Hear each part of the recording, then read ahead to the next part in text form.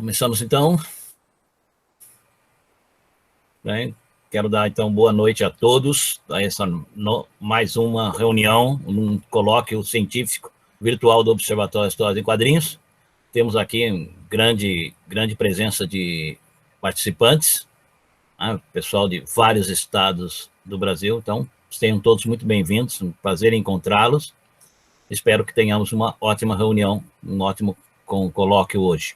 Na nossa programação hoje teremos a apresentação da Etefânia Pavarina, que vai falar sobre a sua dissertação de mestrado, defendida na Universidade Federal de São Carlos, e depois, em seguida, teremos a discussão do capítulo do livro, que será coordenado pelo nosso colega Selby Pegoraro. Então, eu abro agora a palavra durante 5 minutos para quem tiver alguma notícia, informação importante. Eu tenho, Valdomiro. Paulo Ramos acabou de chegar, seja bem-vindo. Oi, Paulo. Roberto? Eu recebi hoje, eu comprei, chegou agora há pouco, Afasta um pouco, Roberto. Opa. Negritude, Poderes e Heroísmos. Estudos sobre representações e imaginários nas histórias em quadrinhos. Foi organizado pelo Elbert de Oliveira Agostinho, lá do Rio de Janeiro, e trata da representação dos negros nos personagens, super-heróis, mas também no Jeremias. Tá? Saiu agora, tá? Pela editora Conexão 7. Só consegue comprar pelo site da editora. E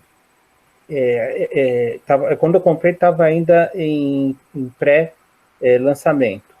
Então agora já saiu e já está disponível para as pessoas comprarem. Eu tenho um informe. Perfeito. É o Thiago. Por favor, Thiago. Eu e o professor Amaro Braga da UFAL estamos com chamado em aberto para capítulos do livro Quadrinhos Educação, volume 6, agora publicado pela minha editora Quadriculando. Aí quem tiver interessado, eu vou botar o link, vou botar o e-mail no bate-papo, que é quadriculando@yahoo.com. Perfeito. A gente está recebendo até junho para ser publicado em julho. Obrigado. Muito bom, parabéns pela iniciativa, Thiago. Obrigado. Mais alguém com alguma notícia? Saiu hoje uma entrevista, uma matéria, na verdade, num jornal alemão, cujo nome eu não sei, e sobre casos de censura aos quadrinhos e humor gráfico aqui no Brasil.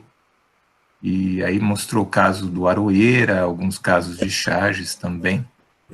Se eu achar o link, eu ponho aí. Legal. Mas está escrito em alemão? Está escrito em alemão. Tem uma citação minha. Obrigado. Eu não faço a menor ideia se ela está verdadeira ou não, mas acho que eu disse aquilo. A hora que eu entender, eu acho que eu disse aquilo, tá? Pergunta para a Geisa. O Robert Crumb foi censurado no Brasil. Não foi nos Estados Unidos, mas foi censurado aqui. Na revista Grilo. Boa noite. Boa noite. Boa noite. Boa noite, Robson. Mais alguma novidade? Alguém tem alguma notícia? Professor Robson aqui da Universidade Estadual. Boa noite. Do Piauí, desculpe. Eu gostaria de dizer que o fundo do Valdomiro está muito diferente.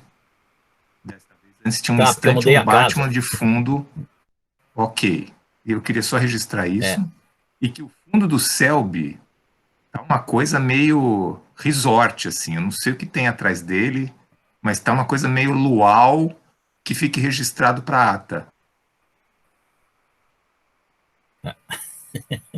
Mas você não pôs não pôs seu rosto aí, né, Paulo? A sua foto, só seu vídeo.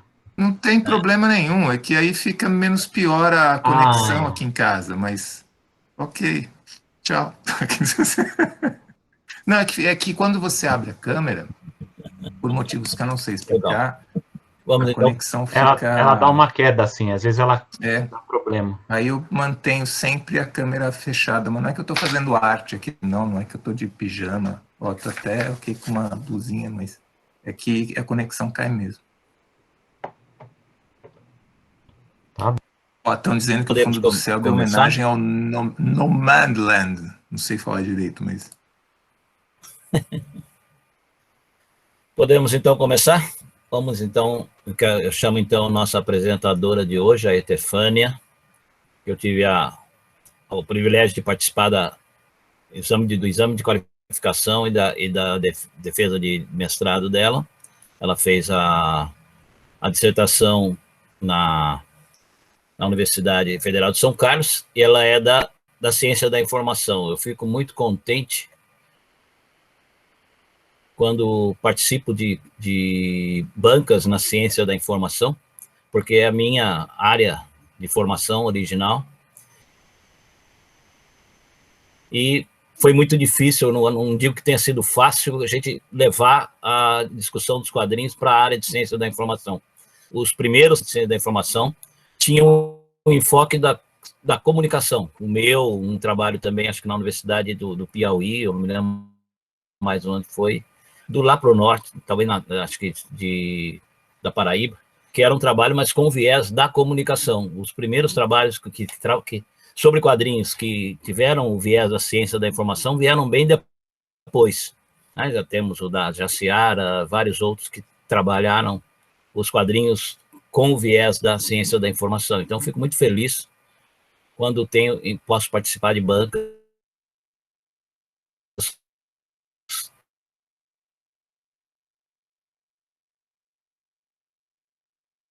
na ciência da informação tratam de quadrinhos, a plantar na área. Valdomiro, então, seu áudio deu uma picotada nos últimos 5 segundos. Valdomiro, se puder repetir o que você falou. Eu acho melhor você tirar o vídeo e só falar, que eu acho que fica melhor. Tá bom. Tá bom, vou tirar o vídeo. Bem, enfim é isso. Eu queria fazer uma pergunta para a Seja bem-vinda, Etefânia. Você tem a palavra para a sua apresentação. Oscar, mas qual campus? Oi, São Carlos. São Carlos mesmo. Isso. São Carlos, legal.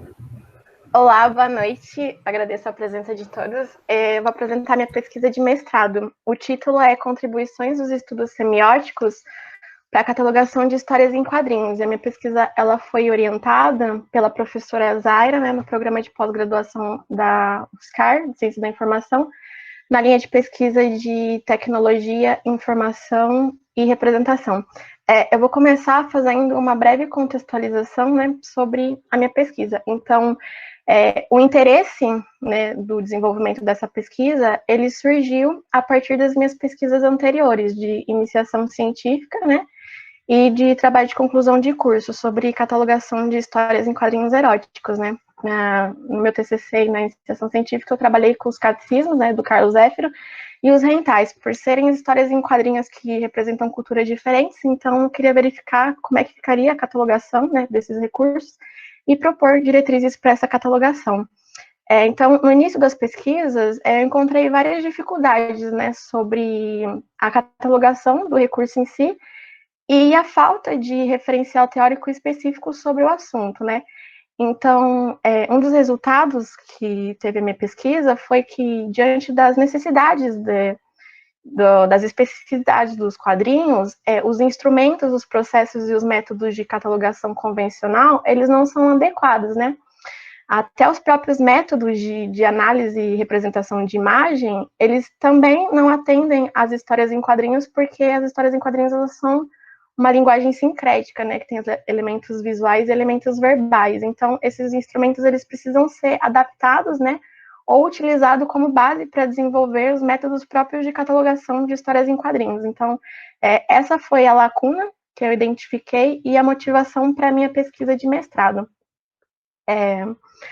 Na introdução, a gente tem que os quadrinhos, eles são um objeto de estudo, né, no universo acadêmico, de modo geral, e eles são estudados principalmente na comunicação e na educação.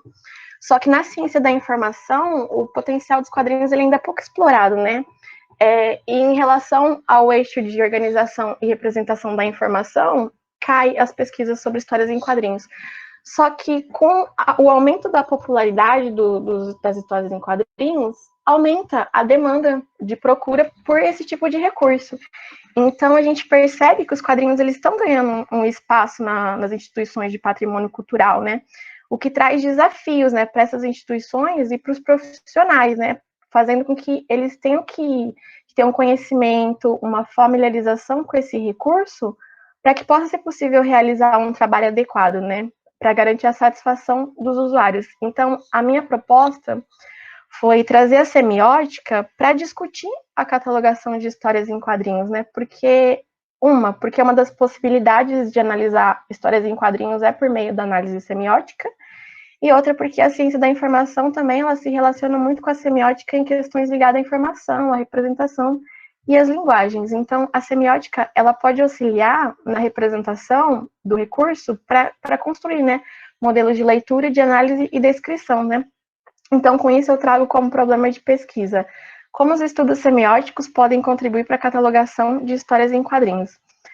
Na justificativa, eu centrei em 3 principais justificativas, que são poucos estudos sobre o tratamento informacional dos quadrinhos, e isso tem como base tanto pesquisas desenvolvidas anteriores, que falam sobre os quadrinhos na ciência da informação, e também no mapeamento sistemático de literatura que eu realizei na minha pesquisa. Então, os quadrinhos na nossa área da ciência da informação, eles são principalmente discutidos em temáticas relacionadas à formação de leitores, à mediação, estudo do usuário.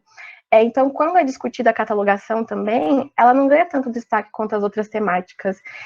E as pesquisas que existem sobre catalogação de história em quadrinho, na sua maioria, elas enfatizam, né, que os instrumentos e os métodos de catalogação convencional, eles não dão conta de representar, mas elas também não propõem tanto outros modelos ou outros instrumentos de representação. Ou elas tratam sobre a questão da utilização de softwares da biblioteca, por exemplo, quais campos do Mark 21 usar, como usar, ou se voltam para a questão da classificação, né? Que é em relação à disposição física, né? Se classifica o quadrinho como adulto ou como infantil, se separa no acervo, se mantém junto. Então, existe uma carência das pesquisas sobre discutir a análise e a representação dos quadrinhos para tratar da questão dos elementos de metadados, né? Quais elementos metadados são essenciais para representar esse recurso. E também tem outra lacuna, né? Se a gente cataloga todos os quadrinhos iguais, né, considerando o gênero das histórias em quadrinhos ou não, ou como catalogar uma coleção, um álbum, uma saga. E se a gente for parar para pensar que a biblioteca, ela é um elo de ligação entre o usuário e a história em quadrinho, né? Então, o profissional bibliotecário, ele é o mediador. Só que para essa informação, para ela ser mediada, antes ela precisa ser armazenada, tratada e passível de recuperação. O que só é possível, né, por meio da elaboração do registro bibliográfico no processo de catalogação. Então, dá essa necessidade da gente se aprofundar, né, nas pesquisas de catalogação de história em quadrinho para garantir a recuperação do recurso pelo usuário. Como objetivo geral, eu trouxe analisar as contribuições dos estudos semióticos para a catalogação de histórias em quadrinhos, né, para o desenvolvimento do objetivo geral, aí tem os objetivos específicos, né, que é compreender o conceito de catalogação de histórias em quadrinhos e semióticas para poder correlacionar, né, a catalogação de histórias em quadrinhos aos estudos semióticos. Então, a minha pesquisa, ela teve uma abordagem qualitativa e de natureza aplicada, né? Os objetivos, eles foram exploratórios, procedimentos bibliográficos. O método que eu utilizei foi o mapeamento sistemático de literatura e a análise de conteúdo, né? O mapeamento sistemático de literatura eu utilizei para verificar quais são as pesquisas que estão sendo desenvolvidas na área da temática e para compor o meu referencial teórico. Eu separei a minha pesquisa e a apresentação também em 3 grandes eixos, que é a semiótica, as histórias em quadrinhos e a catalogação. E eu vou falar um pouquinho sobre cada um para depois falar sobre os resultados.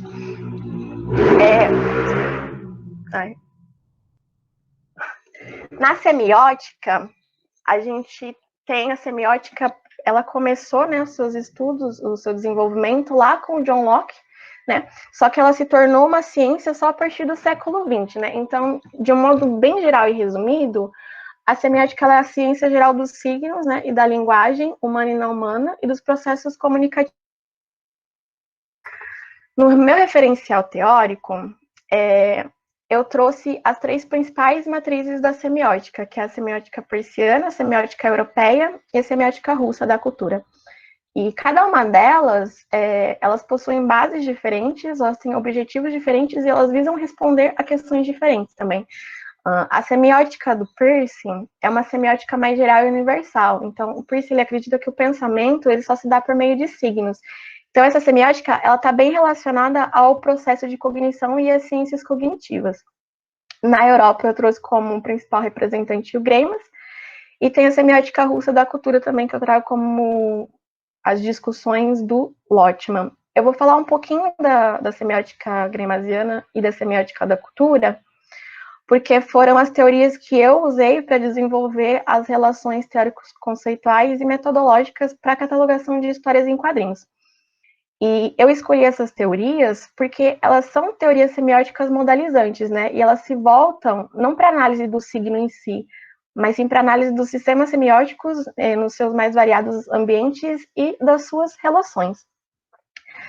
Então, a semiótica do Greimas, ela é uma semiótica narrativa discursiva, né? E ela tem como base principal o Saussure, o James Leve e a morfologia do Conto Maravilhoso do próprio. Então, para o Saussure, o signo ele é diádico, né? Ele possui um significante, que é a imagem acústica, a parte material, e o significado, né? Que é o conceito, a parte psíquica. Aí, o James Levin, ele pega e substitui o conceito de significante e significado por plano de expressão e plano de conteúdo. E o Greimas, ele utiliza isso como base para desenvolver os seus estudos, principalmente em relação ao plano do conteúdo. Então, a teoria do Greimas, ela tem como objeto de análise o texto. E nessa perspectiva, a gente não vê o texto apenas como um documento escrito, articulado pela linguagem verbal. Então, o texto, ele é um objeto significante, né? Ele possui uma totalidade de sentido e ele pode ser formado por diversas linguagens, né? Linguagem visual, linguagem verbal, gestual ou linguagens sincréticas, né? Então, ele possui elementos que formam o plano de expressão e o plano de conteúdo. Então, o texto ele pode ser uma música, um filme, uma imagem, um espetáculo, uma dança. Enfim, então, essa teoria, ela tem como objetivo descrever, né, e explicar o que o texto diz e como ele faz para dizer o que diz. Então, a forma de analisar e descrever a produção do sentido dos textos dessa teoria é o percurso diretivo de sentido, que é dividido em 3 níveis: o nível fundamental, o nível narrativo e o nível discursivo, né? Começando pelo nível fundamental, ele tem como base o Saussure, né, que fala que o processo de semiose ele se dá a partir da oposição entre 2 termos.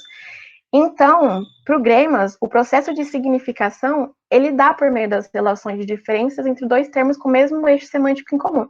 Então, essa relação ela é discutida no nível fundamental pelo quadrado semiótico. Cada nível ele tem uma sintaxe e uma semântica. Então, no nível fundamental, a semântica, ela define, e a sintaxe, ela constitui das operações de negação e afirmação entre esses termos. Então, qual termo que é eufórico, qual termo é disfórico no texto. No nível narrativo, a sintaxe está no esquema narrativo canônico, né, que define os enunciados de estado de fazer e as relações, né, de junção entre os sujeitos e os objetos presentes no texto. E esse esquema, ele é composto pelo esquema narrativo canônico, que é separado na manipulação, na ação, que é dividida entre competência e performance, e na sanção. Já a semântica narrativa, ela constitui dos valores que são escritos nos objetos, então ela trata das modelizações, né? Modelização do saber, do querer, do dever, do poder, que trazem as competências para o sujeito realizar a ação, né, lá dentro do texto. E no nível narrativo, né, a sintaxe constitui na projeção, né, de pessoa, tempo e espaço no texto, né, quais são os elementos que caracterizam a pessoa, o tempo, o espaço. E a semântica está na identificação das figuras, né, que são elementos concretos, dos temas, que são elementos abstratos, e das isotopias, que é a recorrência semântica do mesmo traço semântico ao longo do texto. Aí tem a semiótica da cultura, né? Na semiótica da cultura, o Lotman, ele discorre principalmente sobre os sistemas da linguagem natural, né, que podem ser culturizados por algum tipo de codificação, né, as modelizações do mundo. Então, como os códigos, como os sistemas modalizantes, eles fornecem uma estrutura para a cultura, né? Então, os principais conceitos dessa matriz semiótica é o de cultura, né? Que ele define como um conjunto de informações não hereditárias, né? Que diversas coletividades da sociedade humana acumulam, conservam e transmitem. Então, a cultura, ela é um sistema semiótico, né? Ela é um sistema de textos. E, como tal, ela é um sistema de armazenamento e divulgação de informações. O Lotman, ele propõe uma abordagem semiótica que analisa do macro para o micro. Então, nessa perspectiva semiótica, ele não analisa o signo em si, mas ele analisa as relações, né, que os sistemas semióticos têm através do espaço semiótico, considerando como um único mecanismo, né? Então, esse espaço semiótico é denominado de semiosfera. Né? A semiosfera, ela é a junção, né, de semiótica com biosfera. Então, dentro da semiosfera, a semiosfera, né, ela é composta, né, por vários textos e por linguagens que são fechadas uma em relação à outra. Um conceito importante, bastante discutido também nessa semiótica, são os sistemas modalizantes, né, que são sistemas relacionais construídos por elementos e por regras combinatórias, no sentido de criar uma estruturalidade que define, assim, como uma fonte e um modelo. Então, modelizar é ler o sistema de signo a partir de uma estrutura, né, que a estrutura seria a linguagem natural, e fornecer, né, uma estrutura para esses sistemas que não têm naturalmente um modo organizado de transmitir as informações. E aí eles se convergem nos sistemas modalizantes secundários, né. O texto ele é visto como um elemento criador de uma linguagem. Então, o texto, ele se configura como uma representação de determinado conteúdo, isto é, então, nessa perspectiva semiótica, ela é bem relacionada com a do Greimas também, porque para o Lotman, o texto é qualquer objeto que possui ou transmite uma mensagem, né? Então, os textos, eles são compostos por códigos, né, que são um conjunto de regras e normas e instruções que regem a organização da comunicação, né? Então, cada comunidade tem os seus códigos culturais, né? Tem a fronteira, também, que é a linha, né, o espaço que define o que está dentro da semiosfera e o que está fora da semiosfera, né, do espaço semiótico, e a tradução, né, que é entendida como a adaptação de um texto de uma cultura para outra cultura diferente, né, na qual o indivíduo está inserido por meio de códigos que são reconhecíveis por esse determinado indivíduo. Agora, se tratando das histórias em quadrinhos, né, na minha pesquisa, eu discuti algumas definições clássicas de histórias em quadrinhos para verificar qual que eu ia adotar. Então, a gente faz a pergunta, o que são histórias em quadrinhos, né? Se a gente for observar a definição do Ensner, e vocês me perdoem se eu falar os nomes errados, de história em quadrinho, ele trata como arte sequencial, né, que tem o intuito de contar uma história graficamente. Só que se a gente for parar para ver, essa definição ela é um pouco genérica, porque além de abranger as histórias em quadrinhos, ela também abrange as animações, né, que são representações sequenciais. A definição do MacLeod de imagens pictóricas e outras justapostas, ela também impõe algumas limitações, né, porque se a gente for parar para pensar, o Cartoon e a Charge, eles são histórias em quadrinhos, mas eles não têm necessidade de justaposição. E tem a do Kagan também, que é bastante famosa, que é um pouquinho mais neutra, que as histórias em quadrinhos são compostas, né, por imagens e por desenhos, pela linguagem escrita, não, por imagem, linguagem escrita, e por desenhos e pela linguagem escrita. Se a gente for parar para pensar, tem histórias em quadrinhos que também não necessariamente são compostas pela linguagem escrita. Então, essa definição, de certa forma, também tem as suas limitações. Então, na minha pesquisa, eu utilizei como base a definição do Groenstein, que ele fala que é uma combinação original de uma ou duas, junto com a escrita, matérias de expressão e um conjunto de códigos. Por que eu usei essa definição? Porque eu compreendo que os quadrinhos, eles são um sistema de significação sincrético, né, compostos pela linguagem verbal e pela linguagem não verbal. E eles se articulam no mesmo plano de expressão, né, com um conjunto de códigos e elementos que o caracterizam, né, como uma arte sequencial gráfica única, né, como uma linguagem única, né, que tem o seu sistema semiótico, né, específico. Então, eu trago também a questão do Barbieri, que ele defende que as histórias em quadrinhos eles são uma linguagem única, né? Que se constitui a partir de suas relações com outra linguagem. Ele coloca a relação de inclusão, né? Que está incluída, né, em outras linguagens, fazem parte de outras linguagens, a relação de geração, né? Porque é uma linguagem que gera, né? Outra linguagem. A de convergência, né? As linguagens elas se convergem, né? Em alguns aspectos. E a de adequação, né? Uma linguagem ela pode se adequar a outra. Então, na perspectiva do Barbieri, ele vê a linguagem como um ambiente, né?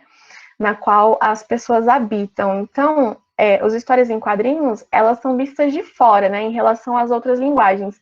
E a gente também pode ver as histórias em quadrinhos como um sistema, né? Que é formado por um conjunto de códigos e elementos que o regem. Aí, na perspectiva do Gronstein, de quadrinhos como sistema, os quadrinhos eles são vistos de dentro, né?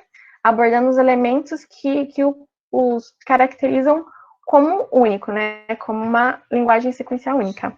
E essa linguagem, ela possui, né, os seus elementos, os seus códigos, as suas características, né, que são os balões, os rabichos, os quadros, requadros, tempo, timing, o roteiro e as imagens também, que são um elemento central nas histórias em quadrinhos. Em se tratando da catalogação, né, a catalogação, ela é um subconjunto do campo da organização da informação. Então, na ciência da informação, a gente tem a organização da informação, né, que como um processo de descrição dos recursos, e a organização do conhecimento, né, que são a construção, né, de modelos de mundo para representar o conhecimento. Então, eu utilizei a definição de Bracher e Café, de organização da informação, né, que diz respeito à descrição física e temática dos recursos, que gera como produto da descrição a ficha catalográfica, os resumos e os índices, né. Então, a catalogação em si, ela visa criar uma representação do documento, né, então ela envolve os métodos, envolve esquemas que viabilizam essa descrição, né, com a finalidade de tornar o documento reconhecível com as estratégias de busca, né, e acessível pelos dados de localização. Então, na catalogação, ela engloba a catalogação descritiva, a catalogação de assunto, os dados de localização e o contexto no qual o recurso se insere. Então, o processo de catalogação de assunto, ele é mais voltado para a análise dos aspectos intrínsecos do documento, para verificar a temática, né, e o conteúdo do documento. Então, a gente faz a operação de leitura documental, a análise de assunto, aí a gente faz a extração do conceito em uma linguagem natural, né, que é a linguagem que a gente usa no dia a dia. Depois, a gente faz a tradução desses conceitos por uma linguagem de indexação, que é uma linguagem controlada, né, dos cabeçalhos de assunto das bibliotecas, né, para atribuir, né, os termos, né, os cabeçalhos de assunto, as palavras-chave e os termos de indexação. E tem a catalogação descritiva, né, que ela consiste na identificação e descrição dos aspectos extrínsecos do recurso informacional, então, dos aspectos que estão fora. O produto dessa catalogação é o registro bibliográfico. O que é o registro bibliográfico? É um conjunto de metadados que falam informações sobre o recurso. Então, a compilação desses registros, desse conjunto, de modo organizado e estruturado, eles dão origem aos catálogos das bibliotecas. Agora eu vou falar um pouquinho sobre o tratamento das histórias em quadrinhos, né? Então, a questão da catalogação de histórias em quadrinhos, ela pode ser dividida em 3 pontos centrais, né? O da catalogação descritiva, da catalogação de assunto e da classificação, né? Os problemas relacionados à catalogação descritiva, eles são derivados da dificuldade, né, em localizar os elementos que identificam a história em quadrinho, porque muitas vezes os quadrinhos eles podem ser produzidos em jornais, as tirinhas de jornais, ou algumas revistas também não possuem padronização das informações bibliográficas, né, o que torna, né, a localização, né, desses elementos difícil. E às vezes o bibliotecário, o profissional catalogador, ele não sabe nem onde recorrer, onde procurar esses elementos. Em relação à catalogação de assunto, a gente tem que considerar a questão dos aspectos, né, da imagem e como representar a imagem. Então, esse processo ele pode ser baseado principalmente na literatura de análise documental e indexação de imagem, né? que geralmente os estudos desenvolvem para representação de fotografia. Só que aí a gente também tem que ter um cuidado, né? Porque as histórias em quadrinhos elas são recursos sincréticos, então a gente não pode só prestar atenção nos elementos visuais, a gente tem que ver a relação, né, dos elementos visuais com os elementos verbais para poder fazer a representação do conteúdo. E a questão da classificação é que os métodos convencionais de classificação também, eles não conseguem descrever as particularidades das histórias em quadrinhos, porque as histórias em quadrinhos, elas são tão variadas quanto os livros, né? Em questão de gênero, de conteúdo, de forma e de usuário. Eu trouxe um exemplo da classificação da CDD. Se a gente for ver as histórias em quadrinhos na CDD, ela é classificada no 741.5, que caricaturas, desenhos animados, né? Histórias em quadrinhos, né? Então, não é separada a classificação, por exemplo, dos quadrinhos infantis, com os quadrinhos adultos, com os quadrinhos eróticos, com os quadrinhos autobiográficos, entendeu? É tudo junto. Então, algumas bibliotecas, elas têm um movimento, né, de desenvolver sistemas de classificação próprios para as HQs, ou adaptar os existentes colocando subclassificações. Em se tratando da questão da relação da semiótica com a catalogação, os estudos semióticos eles estão crescendo muito na área da organização da informação, né? Principalmente em relação à questão da informação, da linguagem, né? A questão da representação em si, né? Ela pressupõe uma transformação ou uma transcodificação simbólica, né? Dos signos. Então, a ciência da informação e a semiótica, elas compartilham, né, da mesma preocupação, da forma como os seres humanos estabelecem uma conexão entre a representação e o significado. Então, as pesquisas na ciência da informação, elas utilizam a semiótica não só para resolver os problemas relacionados aos códigos verbais, mas também relacionados aos referentes, né, ao processo cognitivo e aos códigos não verbais, né, e o próprio texto. Então, os estudos, eles se voltam principalmente para a semiótica do Peirce, né, com destaque na análise e representação de imagens, né, por causa dos conceitos de ícone, índice e símbolo, né, que podem ser utilizados para a gente ler a imagem, para a gente entender, né, o processo de significação da imagem, e também, né, na semiótica greimaziana, recentemente, a partir de 2012, por aí, começou uns estudos, né, em relação à semântica discursiva, né, a tematização e a figuratização, né, na análise do conteúdo informacional. Agora eu vou entrar nos resultados da minha pesquisa, só um momento. Primeiro, eu dividi em dois aspectos, né, a catalogação, primeiro eu vou falar sobre a catalogação na perspectiva da semiótica francesa. A semiótica francesa, ela tem como base a semiótica greimaziana, né, que eu comentei, e os seus desdobramentos, que são a continuação, né, das teorias que o Greimas, né, dos estudos do Greimas, né, e o desdobramento que eu uso na minha pesquisa é a semiótica plástica e o semissimbolismo. Dentro da semiótica francesa, a gente tem um movimento muito forte, né, de uma semiótica planar, né, que é a semiótica para análise de objetos que possuem significante bidimensional, por exemplo, a fotografia, os cartazes, as propagandas e as histórias em quadrinhos também, né. Então, nessa perspectiva semiótica, a análise, ela não é só uma mensagem que é construída por signos icônicos, né, que geralmente ela tem a sua análise subsidiada naquela dicotomia, né, do que a imagem denota, do que a imagem conota. Não, na semiótica planar, a imagem, ela é vista como um processo, né, um processo complexo de produção de sentido. Então, ela é abordada como um texto, né, um texto ocorrência. Então, a sua análise, ela explicita, né, e ela se constrói como um objeto semiótico. Como eu falei no referencial teórico, né, a semiótica greimaziana, ela tem por objetivo, né, explicar o que o texto diz, né, e como ele faz para dizer o que diz, né, considerando os elementos internos de significação e os elementos externos, né, de comunicação. Então, para descrever a produção do texto, essa semiótica, ela conta, né, principalmente com o percurso gerativo de sentido, né, que é um simulacro que auxilia na compreensão do sentido do texto. Na minha proposta de usar essa linha semiótica para catalogação, o processo analítico ele é dividido em 2 etapas. Então, a primeira etapa, ela corresponde na análise do plano de conteúdo e do plano de expressão, né? E a segunda etapa, ela corresponde na articulação, né? Entre uma forma do conteúdo e uma forma de expressão numa relação semissimbólica. Então, a análise, ela tem como base alguns elementos do percurso gerativo, né? Então, a leitura, ela se inicia, né?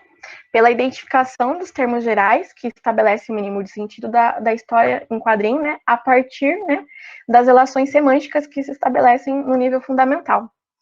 Aí, no nível narrativo, a leitura ela centra-se na síntese narrativa, né, que estabelece a partir do esquema narrativo canônico, né, que corresponde na identificação das manipulações que ocorrem na história em quadrinho, das ações dos sujeitos e dos antissujeitos, né, que pode ser dividida, né, na análise das competências, né, e das performances. Isso é muito rico, principalmente para se estudar histórias em quadrinhos de super-heróis, né? Então, quais competências os heróis têm para realizar a ação, para realizar a performance?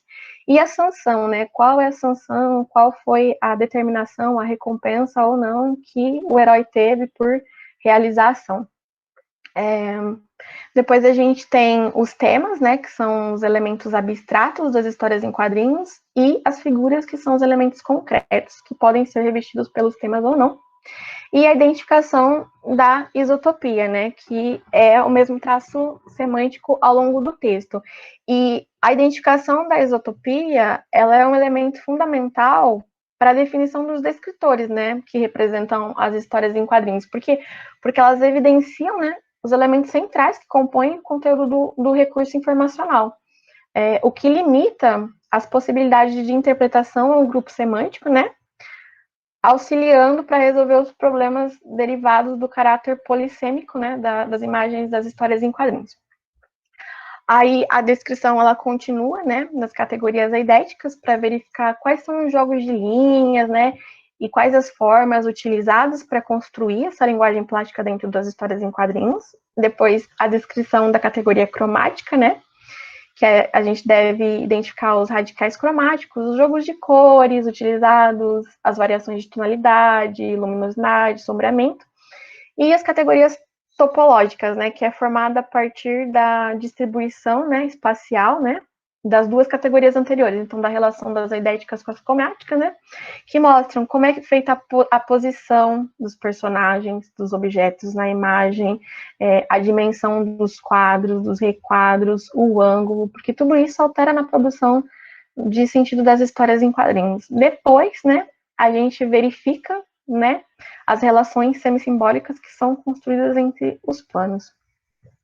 Aí seria, então, essa ficaria a grade de análise, né, que fornece a estratégia de leitura. Então, por meio dessa análise, a gente identificando esses elementos nas histórias em quadrinhos, a gente consegue, né, basear a leitura documental, reduzindo a dispersão interpretativa do profissional, né, possibilitando a identificação e extração, né, dos termos, dos conceitos, né, numa linguagem natural, e posteriormente eles são traduzidos para a linguagem controlada, né, para atribuição dos metadados, né. Então, essa linha semiótica, ela também pode ser utilizada para elaborar os elementos de metadados descritivos e metadados de conteúdo, né, porque ela analisa informações intrínsecas e extrínsecas do recurso informacional.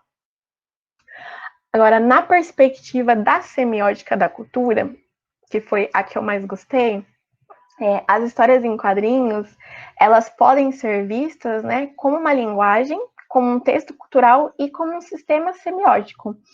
E se a gente for parar para pensar nas histórias em quadrinhos como linguagem, texto e sistema, isso vai muito de encontro, né, com a fala do Barbieri no livro de Linguagens dos Quadrinhos, né, que eles falam que, partindo das ideias que os quadrinhos, né, eles compõem uma linguagem própria, e essa linguagem, eles formam os ambientes, né, que nós vivemos, que possibilita a comunicação e que gera outras comunicações. Então, a gente vê que os quadrinhos, eles se constroem, né, a partir de um sistema modalizante primário, que é a língua, né, gerando um sistema modalizante secundário, que é a própria linguagem das histórias em quadrinhos, né, E ele também se desenvolve a partir das interações que ocorrem na sua fronteira, né, com as outras linguagens, né, o que possibilita as modificações e as evoluções, né, se construindo, né, como uma linguagem dotada de sentido e geradora de novos sentidos. Então, os quadrinhos, eles são sistemas semióticos, né, que eles resultam em uma cultura, né, que ela está estruturada e registrada num suporte, que pode ser ou físico ou digital. Então, como sistema semiótico, as histórias em quadrinhos, elas possuem um significado muito grande, atrelados ao seu contexto sócio-histórico-cultural, né? E esse contexto, eles se alteram, né, no tempo e no espaço, e eles interagem na semiosfera. Eu trouxe umas relações também, eu fiz umas relações também sobre a cultura, né, da gente olhar para a perspectiva da cultura de 3 ângulos, né, na questão do autor e do quadrinho, do catalogador e do usuário. Então, no primeiro ângulo do autor e do quadrinho, a gente entende que o autor, ele transfere para sua obra, né, os seus conhecimentos. Então, o cenário sociocultural no qual o autor está inserido, ele influencia em como a obra ela é construída. Na perspectiva do catalogador, ela remete aos aspectos sociocognitivos do profissional, né, que influenciam diretamente no tratamento temático da informação, que é na análise e na representação, né. Considerando também, né, a perspectiva do catalogador é considerado, junto com o catalogador, a gente tem que considerar a unidade de informação, né? Então, quais são os softwares da unidade de informação, quais são os recursos que ela tem disponível, quais são as limitações. E parando para analisar a perspectiva da cultura do usuário, ela se baseia, né, na cultura e nos contextos no qual o usuário está inserido, né? E ela remete diretamente aos mecanismos de acesso e de recuperação que o usuário tem, né? Porque o usuário, ele detém um conhecimento, né? Então, ele vai utilizar, né, daquele conhecimento que ele tem, né, e da familiaridade que ele tem com o sistema e dos mecanismos de busca para recuperação. A partir da semiótica da cultura, a gente pode entender também que para que a mensagem ela possa ser transmitida e para que ela chegue no usuário, né, o Lotman fala que para que a mensagem possa ser transmitida, a gente tem que considerar 2 fatores, que é o nivelamento cultural, né, e compartilhar do mesmo sistema de código cultural. Então, o autor, o catalogador e o usuário, eles devem estar no estágio semelhante de desenvolvimento cultural, né, e a segunda perspectiva que está relacionada à primeira é que eles devem fazer parte do mesmo sistema semiótico cultural. Então, eles devem compartilhar da mesma linguagem para que a mensagem ela possa ser transmitida e entendida, né? Por quê? Porque o autor, né, ele constrói o recurso, né, a história em quadrinho, né, com os elementos e códigos, né, que o formam como uma linguagem. Então, o autor, ele codifica a história em quadrinho. Aí vem o catalogador e ele decodifica, né, a mensagem da história em quadrinho e recodifica em uma linguagem do sistema, para que o usuário possa recuperar, né? E depois vem o usuário. Então, o usuário, ele precisa entender e compartilhar desses códigos para que ele possa conseguir recuperar as histórias em quadrinhos e também, além de recuperar, para que ele possa conseguir se apropriar desse conteúdo. Então, eles têm que estar nivelados no mesmo nível cultural. A análise semiótica, assim, do recurso informacional em si, eu fiz baseada em algumas perguntas norteadoras. Então, as perguntas norteadoras são: quais são os tipos de cultura, né? Então, quais são os tipos de cultura que estão presentes dentro do recurso informacional? Texto e subtexto, né? Então, como é apresentada a realidade dentro das histórias em quadrinhos, por quais elementos? Então, qual é o local que a história está situada, né? Em qual espaço-tempo ocorre, né, a narrativa? O que o quadrinista procura valorizar? O que ele dá ênfase durante a trama? Os códigos, né, que são apresentados no recurso, né, que são códigos visuais, sonoros, verbais, gestuais, né? A tradução, aí nessa perspectiva, ela é um pouco diferente da literal, da semiótica da cultura, e nisso a gente traz a tradução como a junção, né, dos textos, dos subtextos em um macrotexto, né, que é algo similar ao tema, né? Então, quais são os conceitos e os temas centrais apresentados nisso, né? Com isso, a gente consegue desenvolver. Eu estou desenvolvendo com a minha orientadora um artigo que traz a aplicação, porque na minha dissertação, né, a gente trabalhou mais as relações teóricas conceituais e eu não coloquei exemplos, né, de aplicação que a gente deixou para desenvolver, né, nos artigos específicos. Então, eu trouxe um exemplo só para vocês visualizarem como ficaria, né, a catalogação ou como a semiótica da cultura ela pode contribuir para isso. O da semiótica plástica eu vou ficar devendo, porque eu ainda não fiz o exemplo, mas esse a gente consegue conversar. Então, o exemplo que eu utilizei foi a HQ do Capitão América, né, O Novo Pacto. E aí, utilizando aquelas perguntas norteadoras, a gente consegue analisar, né, identificar, né, a cultura presente. Então, por exemplo, nesse recurso informacional, a cultura presente é uma cultura da guerra, né, a cultura do patriotismo, né, e ela é vista, né, por elementos, né, da cultura material presentes na história em quadrinho. Então, alguns desses elementos são o uniforme do Capitão América, a bandeira dos Estados Unidos, o próprio Capitão América, né, ele se configura como um símbolo dos valores culturais e políticos dos Estados Unidos. E a gente também vê isso presente na cultura imaterial, né, a cultura imaterial, ela se constrói, né, a partir da junção dos códigos dos elementos que caracterizam a forma de pensar, né, e o modo de agir dos personagens dentro da história. Então, nessa perspectiva, a gente tem o medo, a desconfiança, né, o pavor do diferente, do exterior, a xenofobia, nesse recurso informacional em si. Então, são elementos da cultura que a gente vê presente nas falas, né, dos personagens. Então, a relação, né, de cunho de teor político, né, a oposição ao governo do Bush, a guerra ao terror, a comemoração de 4 de julho, que é o dia da independência dos Estados Unidos, né. Nessa história em quadrinho, como texto principal, texto central, eu destaquei o ataque do 11 de setembro, né, porque ela foi, né, baseada, ela foi utilizada para discutir, né, a questão do 11 de setembro, né. Então, ao longo da história, as cenas, elas evidenciam, né, traços de uma cultura, né, que apresenta como os cidadãos, eles estão reagindo, né, como eles se manifestam ao ocorrido. Então, os subtextos que são apresentados são, por exemplo, Estados Unidos, Torre Gêmea, guerra ao terror, enfim.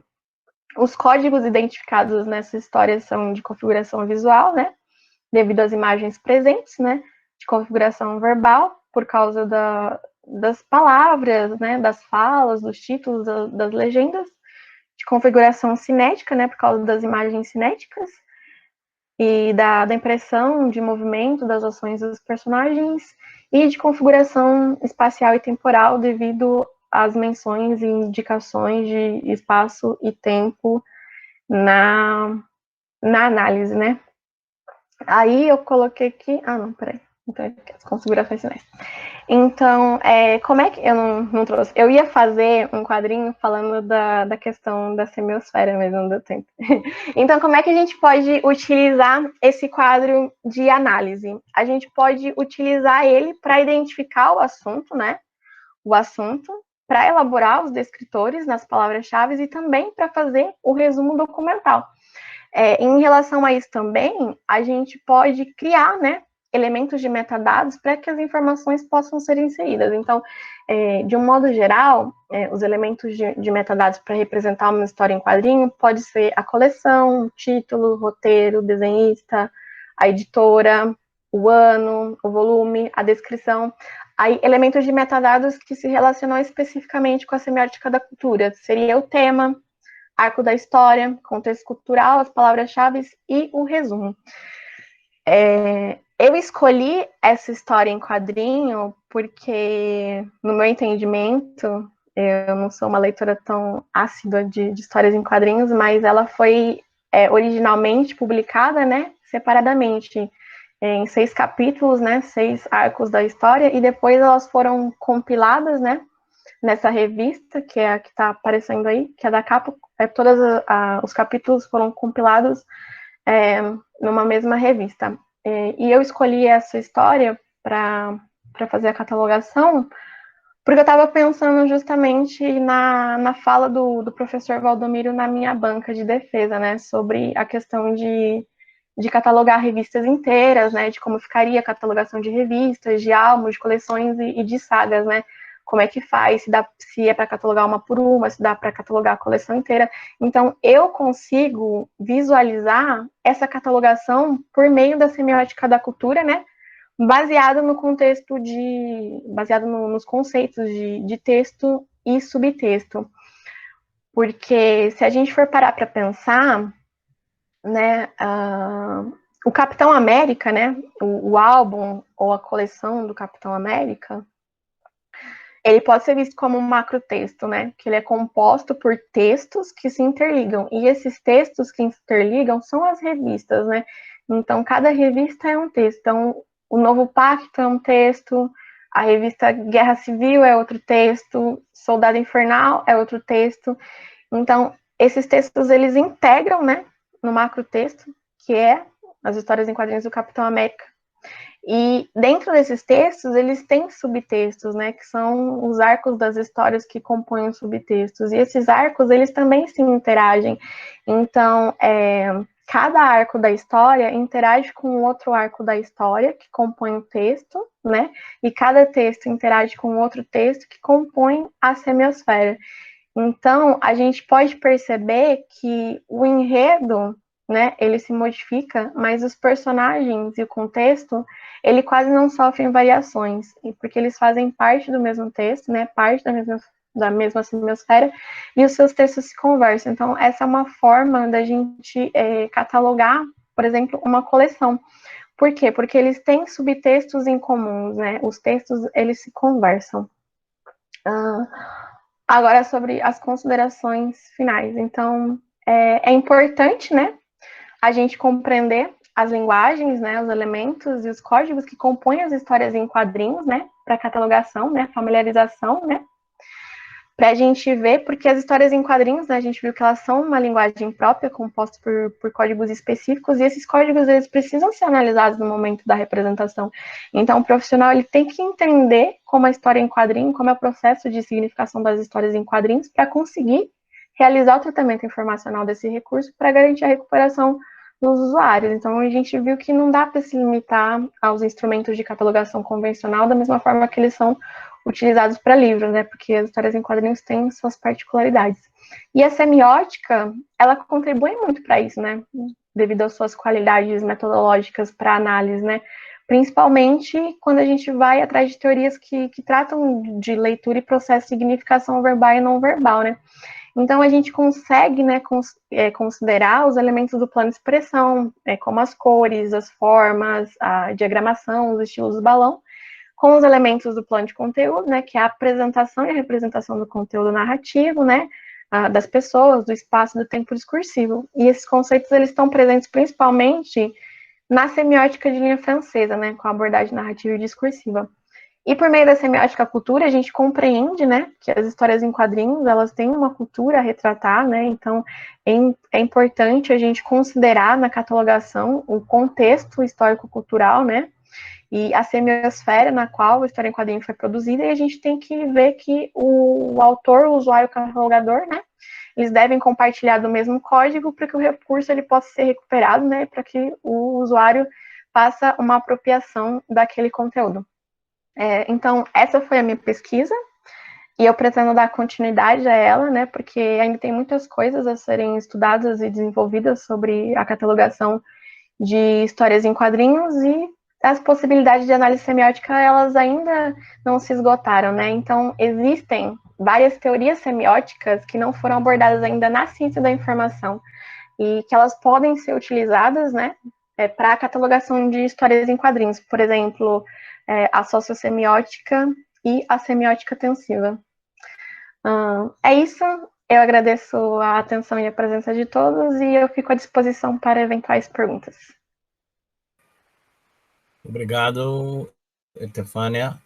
Então, vou abrir então para perguntas. Temos aí uns 10 minutos, quem tiver alguma dúvida, alguma questão para a Estefânia, por favor, apresente. Eu só queria dizer que gostei muito da relação que ela estabelece entre as teorias semióticas e a teoria da informação. Eu acho que isso foi o ponto principal da pesquisa dela. Então, além dessas relações também, na minha pesquisa, eu construí outras relações da semiótica francesa com o referencial teórico de análise e descrição de imagens. É que eu não trouxe aqui porque trata mais sobre, não é sobre catalogação de histórias em quadrinhos, mas é sobre análise de imagens de modo geral. Mas dá para relacionar também e fica bem interessante porque a semiótica, ela explica, né? E ela direciona a análise.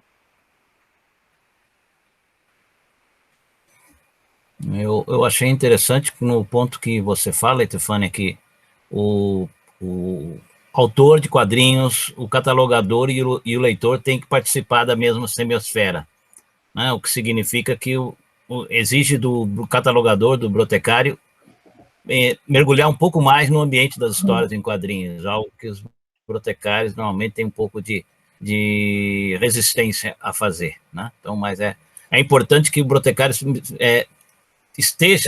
entenda o ponto de vista do leitor e a necessidade que o leitor de histórias em quadrinhos tem de obter o material que lhe interessa. E eu acho que é interessante nessa sua proposta, né, que você está dando para as histórias em quadrinhos o mesmo nível de dignidade informacional, se é que essa expressão existe, né, que é dado aos outros materiais de informação, né, e tradicionalmente na nossa área isso não ocorria. Então, um aspecto que eu gostei muito do seu trabalho, acho que você deve realmente continuar nessa pesquisa, que tem muito benefício a trazer tanto para a ciência da informação como para as histórias em quadrinhos também.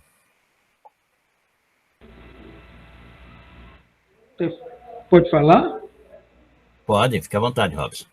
Boa noite, Etefânia, parabéns. Boa noite, obrigada.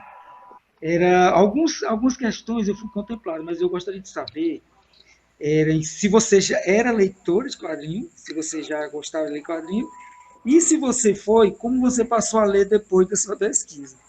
E, se couber mais uma, a questão dos gêneros, que parece que você colocou aí, que é uma dificuldade muito grande, e a gente que é leitor de quadrinhos, né, sabe disso, né, que os gêneros, eles confundem muito quem não tem intimidade com essa leitura, com essa linguagem. Muito obrigado. Parabéns de novo. Então, apesar de eu desenvolver pesquisas em histórias em quadrinhos, eu não tenho costume de ler no dia a dia, né?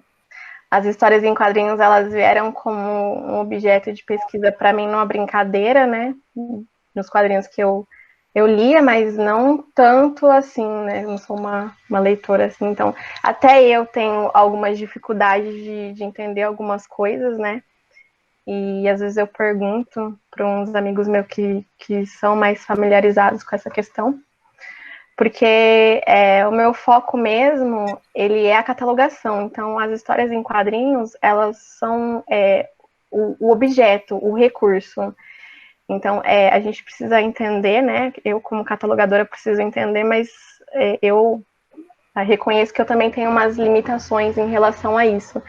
E também tem poucas discussões em relação aos gêneros, né? Tipo, se a gente cataloga, eu acho que não, né? Porque a gente não deve catalogar igual, por exemplo, uma charge de um cartoon, de uma tirinha, mas ainda preciso desenvolver mais pesquisas sobre isso para me apropriar isso. Então, as pessoas perguntam assim, sobre tal história em quadrinho, determinada história em quadrinho.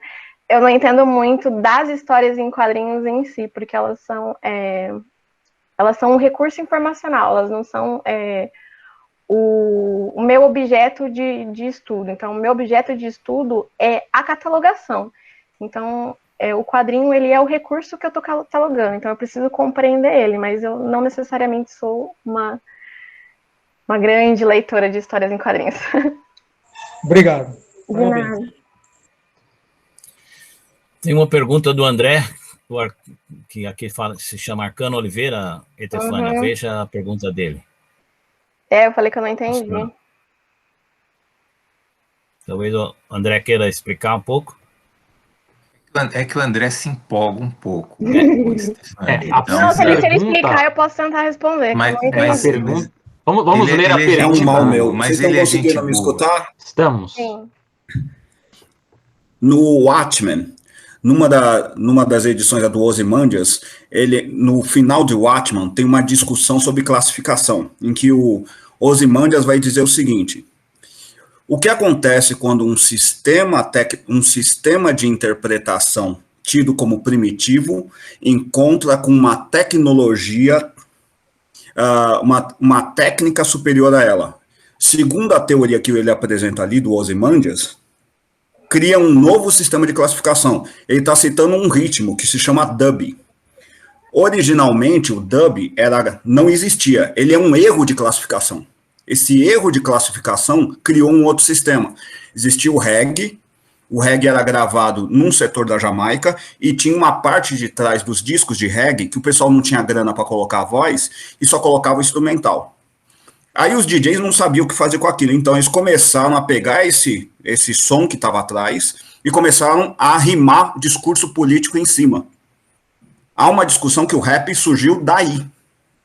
Então, um erro de classificação, porque o dub não era para isso. Dub quer dizer literalmente dublagem. Um erro de classificação entre dois sistemas culturais criou uma nova interpretação de estilo.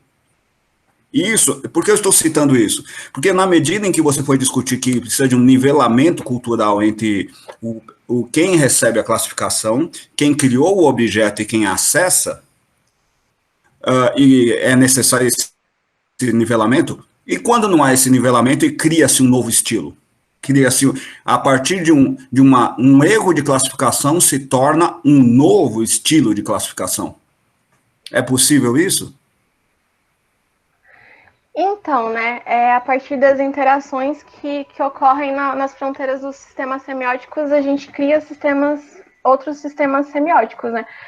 Mas para a gente criar um novo sistema semiótico, a gente tem que compartilhar da mesma linguagem. Então, mesmo que a gente vai criar um novo sistema, a gente tem que ter os códigos similares. Então, esse é um novo sistema, só que é uma linguagem nova. Só que ela é construída a partir de outras linguagens que já existem para poder existir essa relação.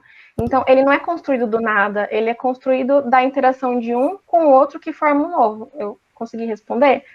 Em relação aos sistemas de classificação na ciência da informação, a gente tem também que pensar que eles estão desatualizados, né? Porque os sistemas que a gente utiliza hoje em dia são sistemas muito antigos, então são sistemas voltados para livro. Então a gente não tem que pensar só nas histórias em quadrinhos em si, mas a gente tem que pensar na classificação de música, na classificação de vídeo. Então os sistemas de classificação que a gente tem agora, eles também não contemplam esses outros recursos, eles só contemplam basicamente livros, se a gente for parar para pensar, né? Então precisa se desenvolver um sistema de classificação novo. Só que para ter um sistema novo, a gente tem que compartilhar pelo menos dos mesmos códigos, né? Ou alguém precisa compreender e traduzir esse código, né? Porque fora da semiosfera, fora do espaço semiótico, não tem significação. Então, se as pessoas que estão naquele espaço, elas não conseguem ter um mínimo de organização e de estrutura dos seus códigos, elas não conseguem criar novos códigos, né? Porque elas precisam entender o que já tem e ver as limitações, né? As interações que ocorrem nas fronteiras, então o que tem em comum e o que diverge para poder criar uma coisa nova. Eu respondi o que você perguntou?